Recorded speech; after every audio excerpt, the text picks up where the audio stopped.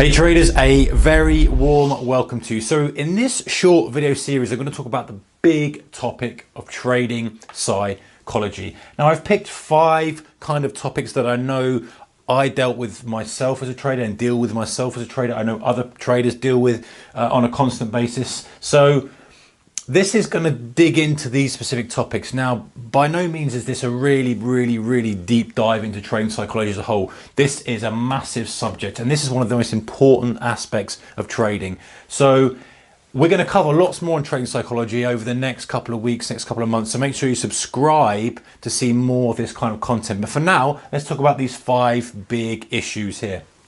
So number 1, over-analysis. We're going to talk about over-analysis. Number 2, we're going to talk about how the outcome is random, and that's going to be actually for each trade. Each trade is random. We'll talk about that. Accepting the risk of the trade, pulling the trigger, whether you're too early or too late. That's often a very common one. And remaining focused. So just some different ideas that we're going to talk about here. So over-analysis. What do I mean by over-analysis? Let me find my red pen from my desk here. Okay, over-analysis. Now you might think, okay, the more analysis I do to my trade or to the stock or to the market, the better my decision is going to be. Now, it's my experience and experience I know of many other traders, and possibly you as well. You may look at some of your previous trades and the way you've made your decisions, and perhaps you are taking too much information in. So we live in an age now where we have so much information, just so much. Do you know, I started 2001, and okay, we're not talking like back in the 1980s here, but even then the information wasn't as easily readily available. Internet was only just getting going. Well, it was going for a while, but you know what I mean, information wasn't as much as it really is now. Now we've got so much stuff. We've got, just think about what you can do even with your charting package. You can have any time frame you want. You can have any indicator you want on there, any setting on that indicator. So think of how many permutations of actual data you could display on just on your charts. And that's not even going into fundamental analysis. It's not even going into social signals. That's not even going into broker recommendations. You've just got an unlimited amount. So the danger you've got with this is that you can always find a good bullish argument for a trade, and you can always find a good bearish argument for a trade. So you don't have to drown out everything, but you have to have a process and stick to it. So what do I mean by that? I basically mean, if your decision process, let me simplify it into 3 boxes.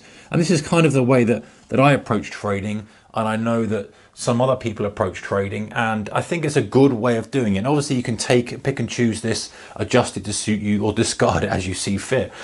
And ultimately, in fact, let's make that number 1, shall we? Let me get my cloth here, otherwise we'll have red marker all over the place. All right, so this is number 1. So ultimately, the way that trading kind of works for me is this.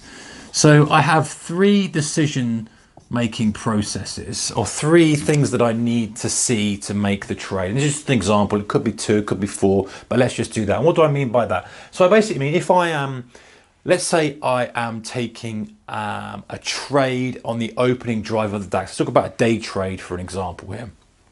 And I want to get on board some momentum. It's a strategy that I've employed before. I know the setup, I know how it works. I want to get involved in that, but I have some criteria and some filters that I need to put in place before I take the trade. So they may be, okay, what are we like on a daily chart? So on a daily chart, are we above a certain level? Are we trending in a direction, or are we gapping down below? Just some parameters. We're not going to go into depth about the actual strategy here because it's going to vary, but I'll have something that I need to see to move to the next phase. And then I might say, okay, where are we on compared to the overnight session? Are we gapping? Do we have a big range? Do we have something that maybe would indicate some momentum from the open? And then I would say, yes, we do. And the third thing might be, do I see initial strength from the opening candle or whatever I'm deciding? And I go, yes, I do. Then I move into the discretionary phase, which is then saying, okay, pull the trigger. Now, let me just put an example here for you, another example. The reason I'm doing this is that I'm not now saying what are the overall brokers, what's the overall sentiment on the DAX. I don't care. You know, what are the major constituents doing? I don't care. What is the Fibonacci on a monthly chart doing? I don't care. You know, you see what I'm saying? I could put all sorts of parameters into that, but at some point I have to say I don't care. I've made my structure. In this case, it's very technical based, but I've made my kind of pathway to take the trade, and I need to stick with it. At no point do I start adding in, you know, a 4 or a 5, and then just over analyzing and taking more information in. That's fine to do that, but you do that when you're trade planning scenario, when you're trade planning and the market's closed and you're planning all your setups and your strategies, and you say, actually, do you know what, this works very well, but it needs an extra filter in, and needs an extra filter in between here and here, and that might be, or whatever it may be. You know, you can put anything in. Maybe it's an indicator, maybe it's some sort of fundamental indicator, some sort of analysis, whatever it may be. But then you put it in and then you add it. The point is, you don't have loads of them because you're very, very rarely going to get them all to line up, and you don't add more on the fly. If we just look at this example here quickly, talking about, say, let's say a technical setup. Let's say, for example, we've had earnings on a stock, okay, and we're looking for take a swing trade on a stock. The market has come down. I'm just going to be very roughly with this pen here, but you kind of get the idea. So it's come down over a few days. It's tried to push back up. It's now broken through that low, and then it's pushed back up. And our setup, for whatever reason, rightly or wrongly, I'm not saying this is the right setup, but let's just say our setup here is to see the market put in a low, to see the market at number 1, puts the low in here. Number 2 is that it breaks through that low, and then number 3, it pushes back up through the low, and we take the trade anywhere between kind of there and there. And that's our discretionary area. So we have, you know, box number 1, that's our decision-making process. Number 2 has to be in play, yes. And then number 3, finally, we have to push back up over that low, and then I come into the trade area where I'm going to take the trade. The interesting thing here is that that's kind of the decision you've made. You've made the decision. Perhaps there's something as well additional to that. We'll put it at 0, but you obviously have a 1 to 4 there. That the market, the price has moved down on earnings that were perhaps unexpectedly bad, or it's moved. You know, this is more than 10% in a few days, or whatever it may be. You know, the point is not to say to say the filters are right or wrong. The point is to say you're not over analyzing the information that you've got, because you just end up being paralyzed and not being able to do anything at all.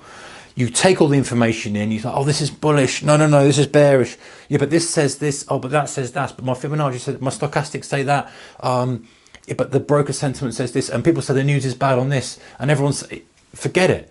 Have your rules, stick to it. Don't overanalyze things. Have your process. If your process isn't working over a period of time, by all means adjust it, but never adjust it on the fly.